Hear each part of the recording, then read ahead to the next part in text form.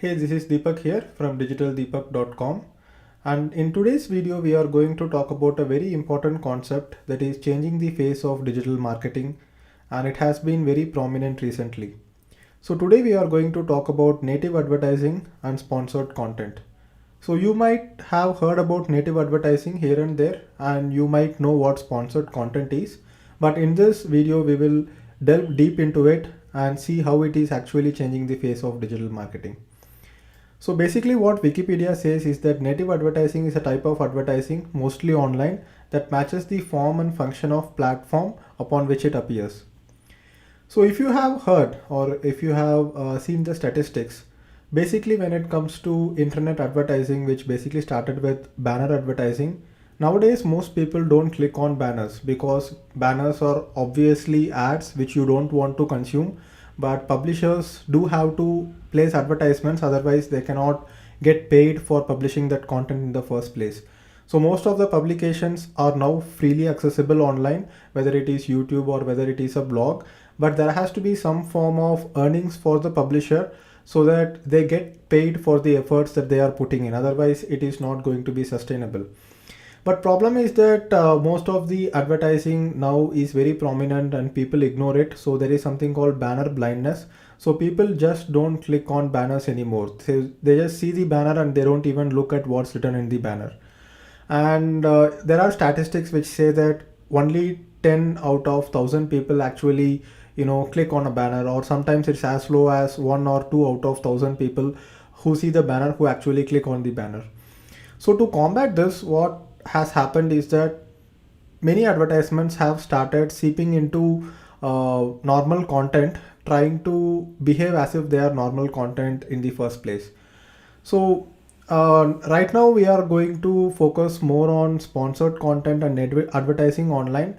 But when you look at magazines in even now, but you might have read magazines a while back, you might have seen that certain pages are actually looking like articles or content, but they are actually ads. So here you can see that in a magazine there is an ad for a Adidas shoe, but it looks like an article, but it's actually an ad, and in a corner they just mark it as advertorial. So here you can see it's called advertorial, and overall the basic premise is to kind of trick the user into believing that it's an article, but also kind of give a disclaimer that no, this is sponsored. But the fact that it's a sponsored one, or it's the fact that it's an ad, is kind of hidden, and kind of hidden as much as possible from the user, right?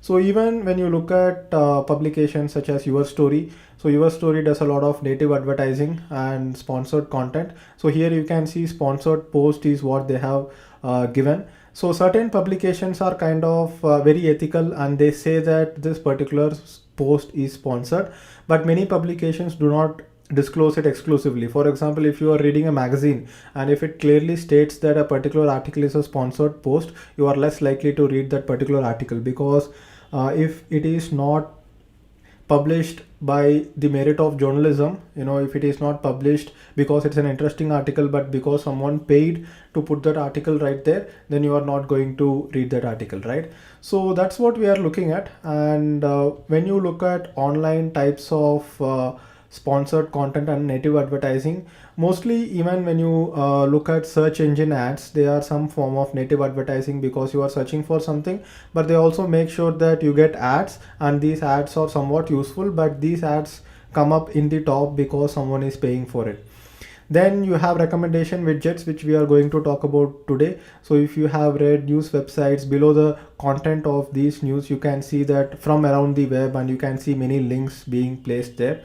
Then you have sponsored content, and then you have promoted listings, and a lot of different things like that. And even sponsored content that you see on Facebook feed, in your Facebook feed, is also some form of native advertising, because it's just in a corner it says sponsored post, and it doesn't really kind of stand out as a banner which is an ad, right? So people in general want to ignore ads, but sometimes you just look at the Facebook feed, you just consume the content, you just read because there is something in the news feed, and then you realize that it's an ad.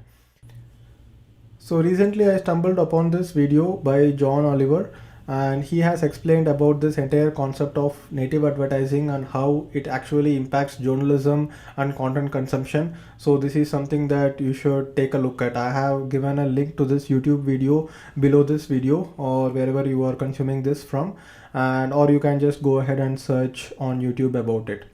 So I also want to show you product placements. So product placements are basically a form of native advertising which doesn't look like advertising in the first place.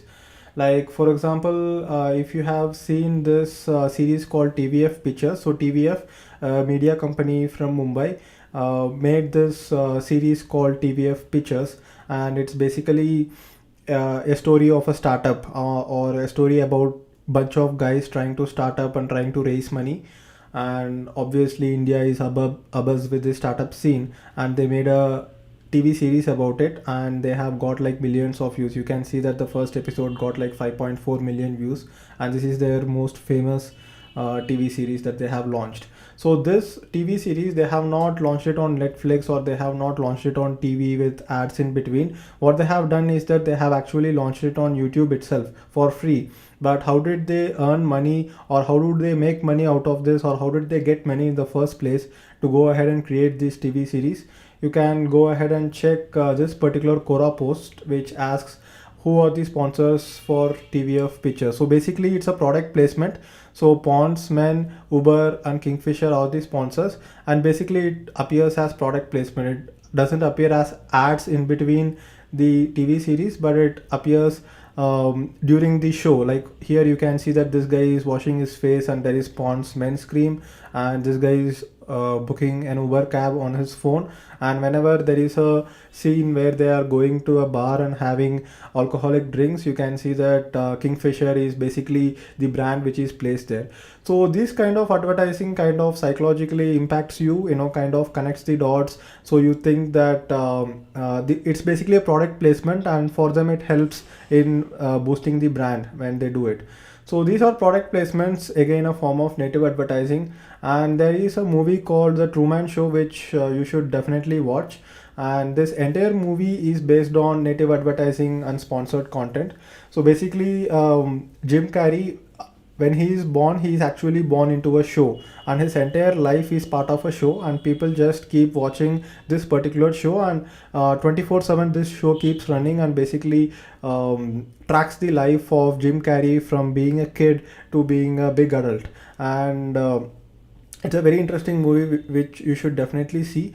And this particular TV show, they make money by doing product placement. So I will show you video here. So basically in this particular show, you can see that Jim Carrey is there, and Jim Carrey's girlfriend comes home, and then she is talking to Jim Carrey. Look what I got free at the checkout. It's a Chef's Pal. It's a dicer, grater, peeler, all in one. So you can see that it's just part of the movie, and in this movie Jim Carrey doesn't even know that he is actually part of this grand scheme of native advertising and this actual show called The Truman Show. That's what the movie is about. And this particular character actually shows a product, and this is how they make money. So that's how the movie is based on.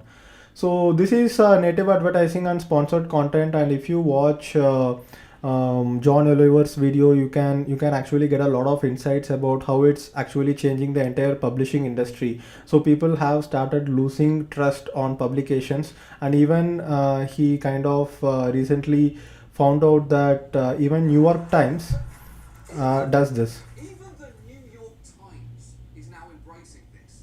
They had a recent feature on their website about women in prison, which looked. So New York Times recently published this article about women in prison, but it's actually a sponsored post by Netflix to promote their show. It was actually a paid post promoting season 2 of Orange is the New. So if you know about this Netflix show called Orange is the New Black, it's basically a show about women in prison or something like that, and New York Times did a feature about it, and it's sponsored by Netflix, right? So this kind of native advertising basically kind of harms journalism, because let's say if I start promoting products by getting money from these brands, and just promoting it to my audience without clearly telling whether it's a sponsored ad or whether it's something that I truly recommend, then you would lose trust on me, right? So that's how the entire industry is changing, and this is basically native advertising. So let's go ahead and talk a little bit about sponsored content. So right now, sponsored content is also a form of native advertising because people cannot always clearly differentiate whether it's an ad or whether it's content from the publication itself. Like for example, if you browse through Hindu, you can see that there is a section called From Around the Web, and these are looking like these are articles from the Hindu itself, and that's why people click on it. But these are actually articles from outside the web. So if you actually click on it, it goes out, and you can see it's paid.outbrain.com. So basically, Outbrain is a content recommendation engine which I have also started experimenting with recently.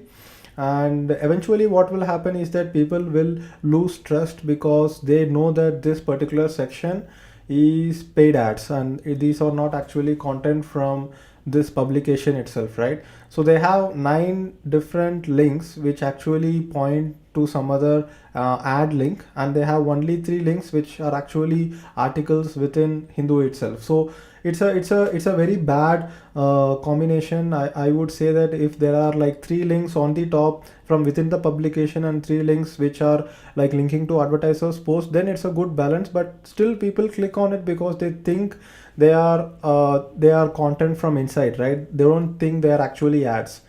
So Outbrain is one of the quality networks around, and Outbrain allows only content pages to be promoted on their network. They don't allow landing pages or direct pages which can be published on their network. So you can see that what I have tried recently is that I have tried to drive traffic to my own blog post using Outbrain, and here you can see there are 2 different blog posts that I have started promoting.